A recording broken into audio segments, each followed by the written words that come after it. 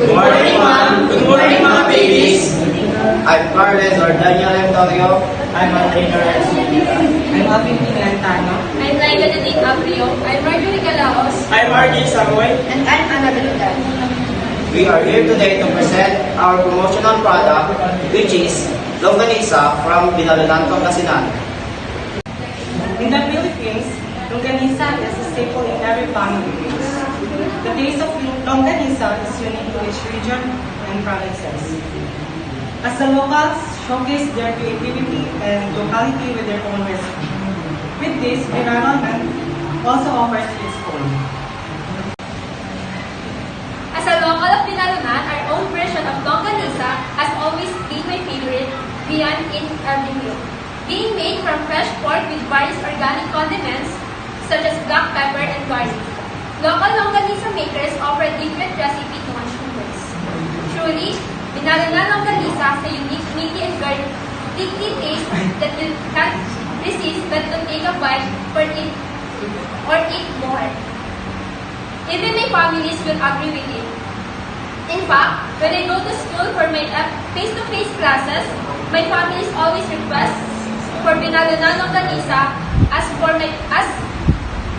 dinner.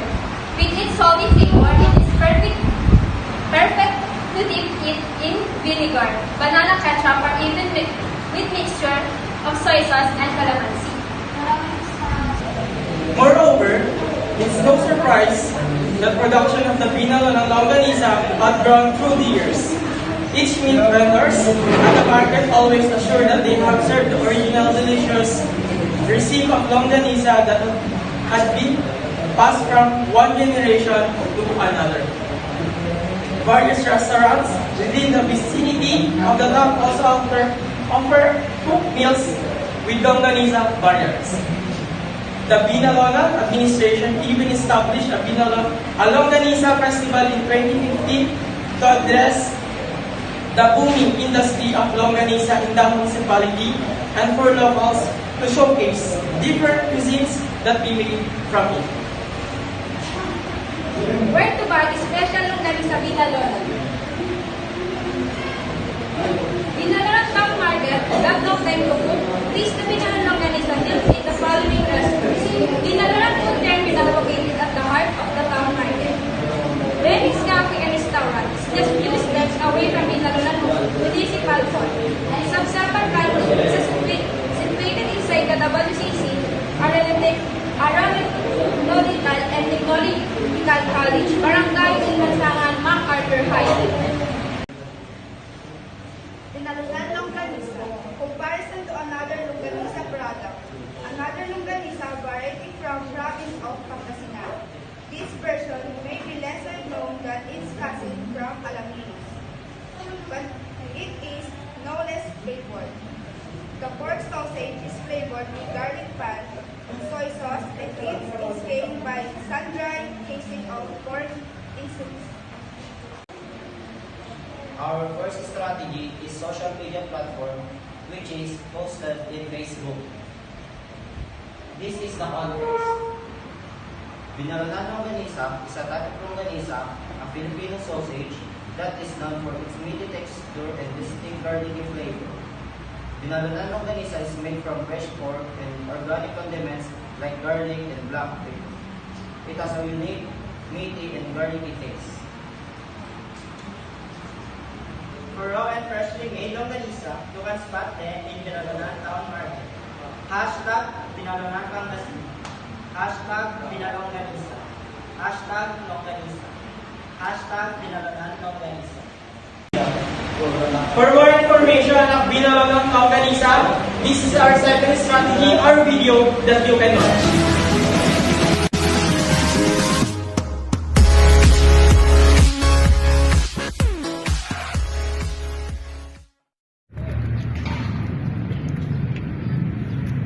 Kumusta mga kapudis? We are here at Binalunan, Pangasinan.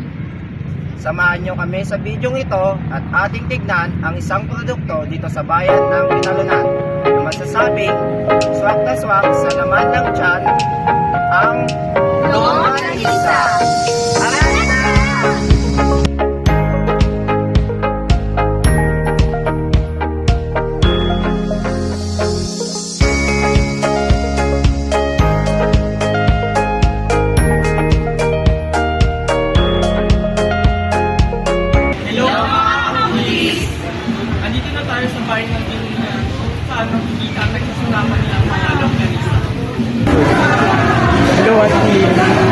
magtanong, Auntie?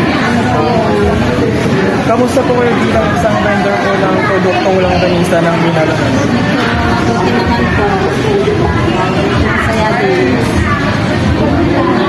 Sa buong linggo po, mga ilang kali po ang bibigyan?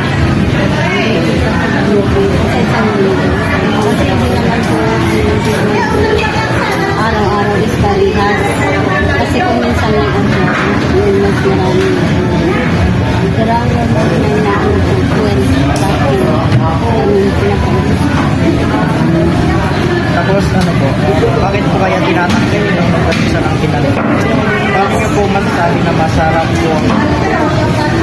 Kasi ang galing sa nagpapagalit siya, lalo na yung ginagamit na ingredients, yung ginagamit ng pinapagalit. Yun po ay dry, hindi po yung isa, kaya yun, hindi po siya malansa. Kaya hindi malansa. Kaya hindi na balisa yung ganisa naman. Kaya po masarap yung longganisa ng Binalonan. Tama ka dyan, Auntie. Kasi ako bilang natikman ko na yung longganisa ng Binalonan. Sabi ko talaga na masarap ang produkto ng Binalonan na longganisa. Thank you, Auntie. So, yung mga kapulis, nalaman na natin kung gaano kasarap ang kanilang produkto.